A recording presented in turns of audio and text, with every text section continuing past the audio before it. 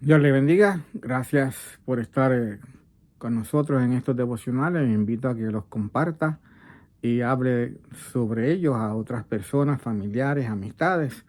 Son en español para que oigan la palabra de Dios y puedan recibir palabra de Dios conforme a la palabra de Dios. Su siervo aquí, Rafael Marrero, siervo de Dios y del Señor Jesucristo, trabajando en la iglesia First Baptist Church en Birmingham, Ohio, que pastorea el doctor Marvin Osborne, en la Ruta 60 desde el pueblo de Birmingham a Weymouth, una iglesia de habla inglesa, pero le invitamos a que nos visite si entiende el inglés. Allí va a recibir palabra de Dios y va a recibir el amor de Dios conforme a lo que la palabra de Dios nos enseña. Y continuamos en estos devocionales con el tema de con qué limpiará el joven en su camino. Ya estamos hablando más específicamente entonces de los jóvenes que ya han creído en Cristo y han recibido a Cristo como Señor y Salvador, y los hemos estado exhortando a que después que reciben a Cristo, su vida tiene que ser una para vivir para el Señor, una para servir al Señor y una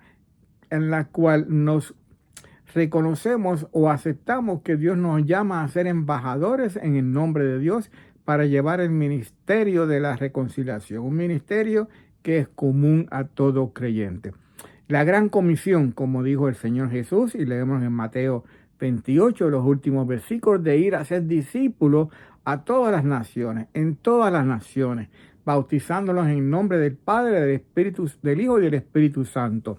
Bien, y enseñándoles todas las cosas que yo os he enseñado aquí, a ustedes, a los discípulos, decía el Señor Jesús.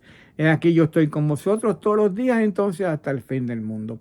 Esa gran comisión, ese ministerio de reconciliación es para todo creyente, para los jóvenes, aun cuando empiezan a caminar en el servicio o en la vida de Jesucristo, para que se ocupen en las cosas del reino de Dios. Y vamos a hablar entonces no solamente de ese ministerio en común y de esa gran comisión que es dado a todo creyente, sino algunas veces Dios reparte dones o habilidades a algunos de sus hijos, a algunos de los creyentes, para entonces ser utilizados en la obra de Dios. Y permítame hablar de eso rápidamente. Dos principios. Todo don, toda buena dádiva, viene bien, y todo don perfecto desciende de lo alto del Padre de las luces. Todo don, toda buena dádiva, toda habilidad, toda gracia, todo don que Dios nos ha dado, o antes de recibir a Cristo, o después de recibir a Cristo, viene de Dios. Y debemos recordar eso, porque vemos muchas personas con unos dones increíbles, usándolo para su beneficio propio, usándolo a veces para beneficios del mal, bien, y no de Dios. Y el creyente tiene que entender que aún desde antes, si Dios le dio ese don, viene de Dios y es, como dice el apóstol Pablo en el libro de Corintios, capítulo 10 y versículo 31, para su gloria, para la gloria de Dios. Hacerlo todo, dice el apóstol Pablo, para la gloria de Dios. ¿Y de qué estamos hablando? Vamos al libro de Romanos capítulo 12, versículos 5 al 8. Así nosotros, dice el apóstol Pablo, hablando de los creyentes, siendo muchos, somos un cuerpo en Cristo y todos miembros los unos de los otros. Consideramos a la iglesia como un cuerpo, siendo Jesucristo la cabeza y nosotros los miembros, los creyentes, un cuerpo, todos los unos con los otros, unidos.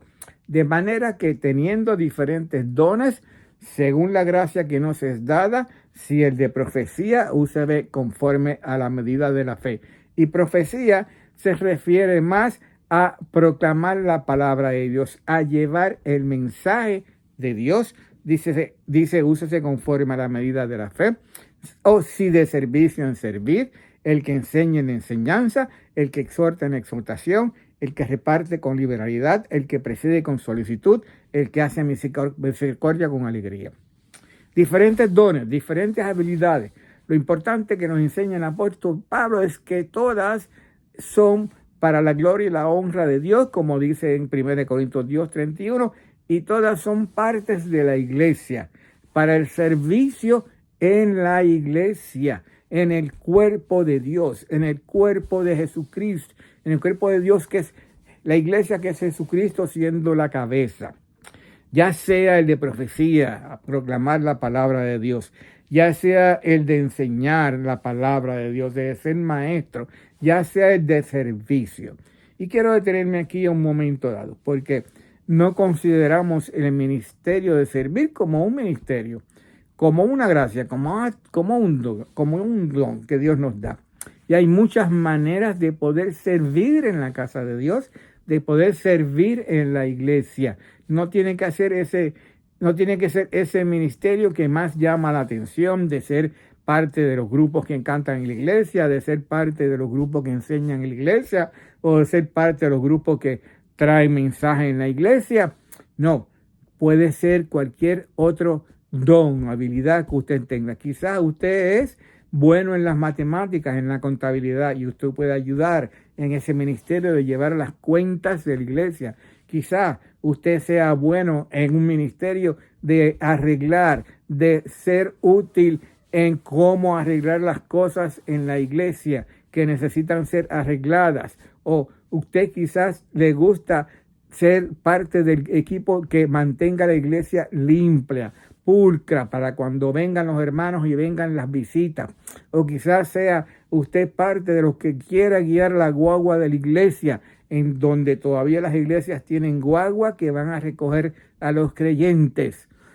Es triste a veces ver un pastor a cargo de limpiar la iglesia. Es triste a veces ver un pastor a cargo de guiar la guagua de la iglesia. Es triste a veces ver un pastor a cargo de hacer las tareas en la iglesia cuando hay personas. Dios ha preparado personas y llama a personas para hacer eso.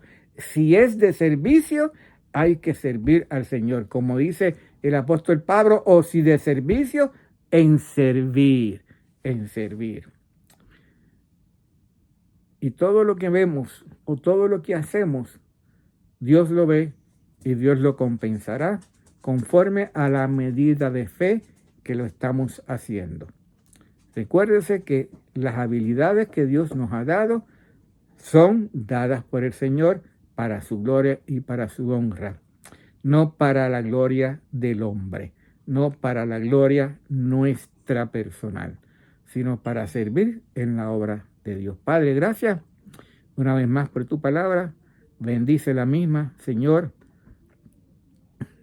y obra, Señor, en los corazones de aquellos que la están escuchando, para que puedan, Señor mi Dios, primero que todo, recibir a Cristo como Señor y Salvador. Es, Padre amado, la decisión más importante en la vida de cualquier persona. Y si estamos todavía o si están todavía las personas en esa edad joven, Padre amado, es un tiempo bonito, un tiempo importante para hacerlo. Y aquellos que ya han conocido a Cristo, o desde joven, o aún a un adulto, o a un mayor, que puedan, Padre amado, consagrarse para servir al Señor, para vivir para el Señor. Y si es en la iglesia, Padre amado, servir en aquello que sea necesario y que tengan quizá la habilidad que Dios le ha dado, Señor, para servir al Señor en la iglesia y para glorificar al Señor. Gracias, Padre, porque en nombre de Jesús que oramos. Amén.